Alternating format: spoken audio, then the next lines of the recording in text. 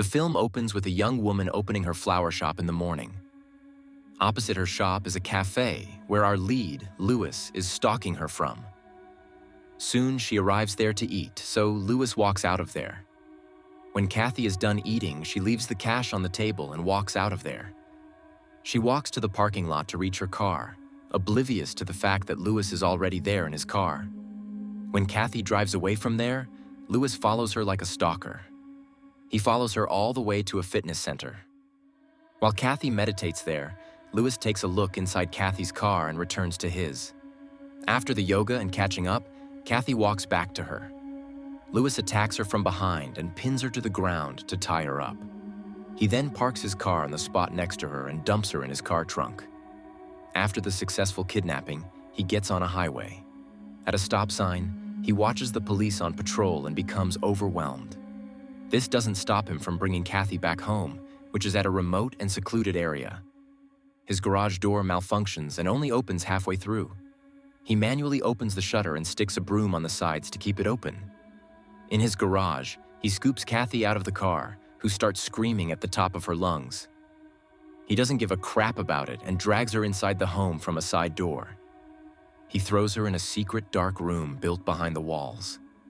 He shuts the metal door, slides the fake wall in front of the door, and places a decoration table in front of it to conceal the room's entrance. As she continues to struggle, Lewis returns to the kitchen and tosses some food in the oven. He then walks back to his car to grab his stuff from it.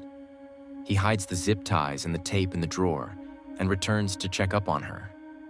He gives her a heads up on the room having heavily padded concrete walls, which make the room soundproof and her screaming useless. He removes the tape from her mouth to ask her full name, but she keeps screaming using her entire strength. Lewis leaves her screaming and heads back to his living room, where he silences the sound recording of the room he's monitoring from his laptop.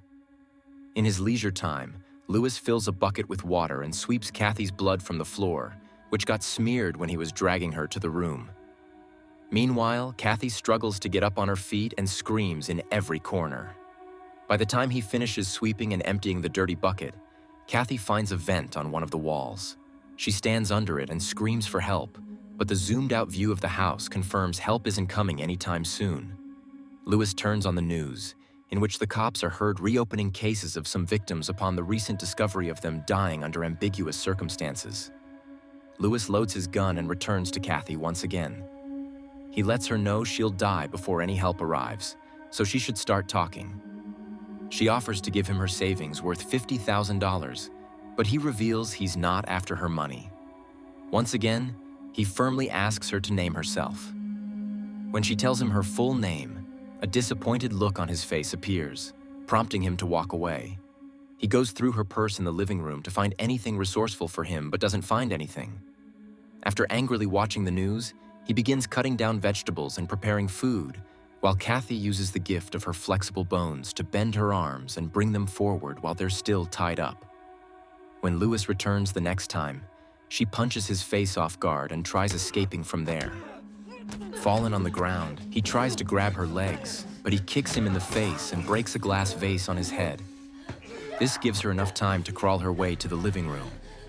There, she calls the cops, but before they pick up, Lewis comes after her and shoots the phone.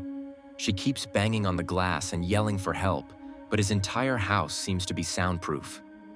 When Lewis comes closer to her, she strikes him in the face again with a decorative globe, rendering him unconscious.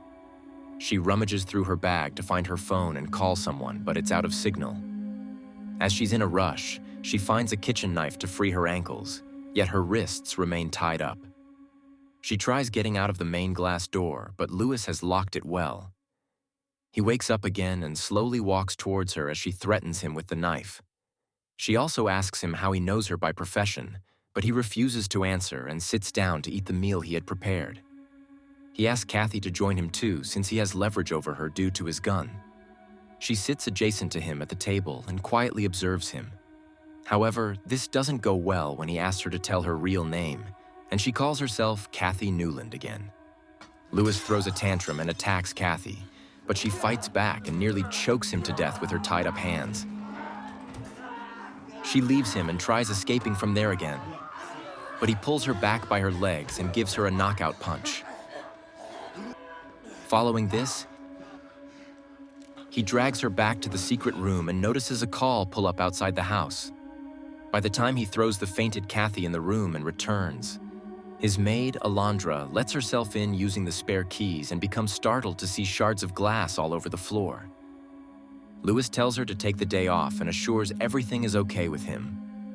Once she leaves, he quickly tidies up the house and even washes the knife with his blood on it. Kathy wakes up with a busted lip and blood all over her face.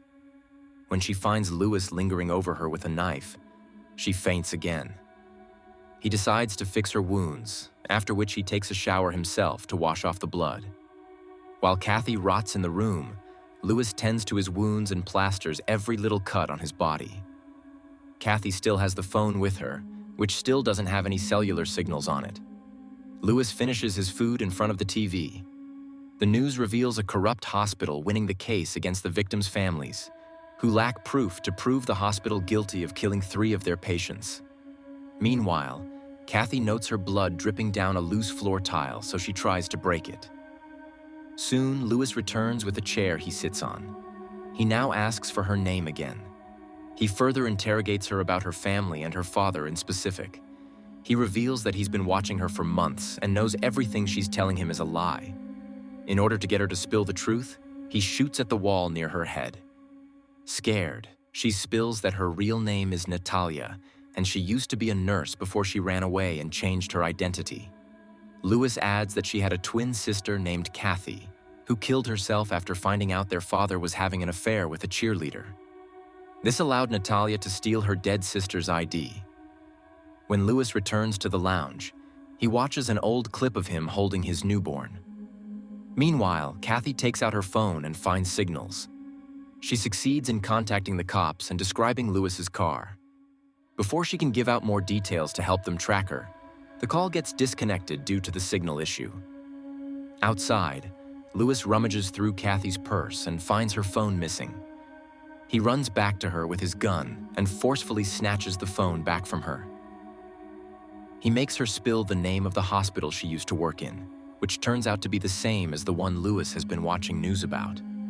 He reveals that the victims died during the period Kathy was working there and wants her to help him spill the dark things that killed 3 of their patients, one of whom was his wife.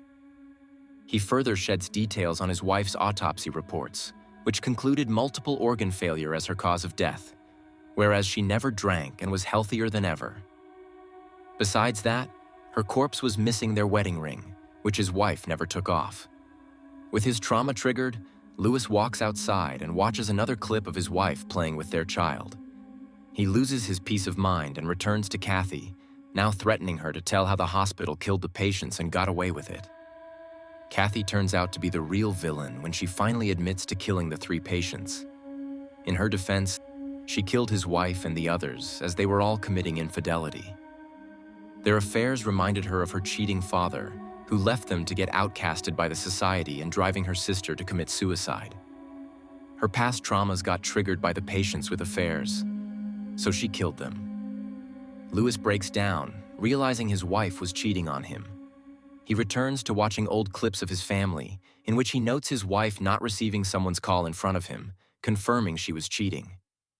He mentally collapses and ransacks his entire house, after which he leaves for a long drive.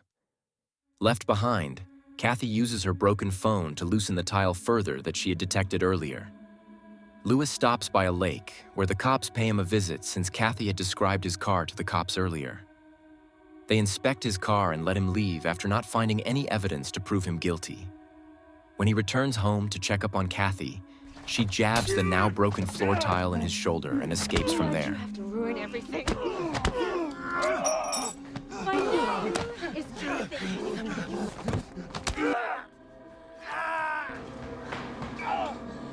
She finds the knife and returns to kill Lewis, for he's heard her confession. Lewis tricks her and runs away from there. When he gets his hands on his gun, she kicks it away and charges at him multiple times. At last, she grabs the gun. Just as she's about to shoot him, Alondra walks in with Lewis's daughter. Kathy shoots Alondra and holds his daughter hostage.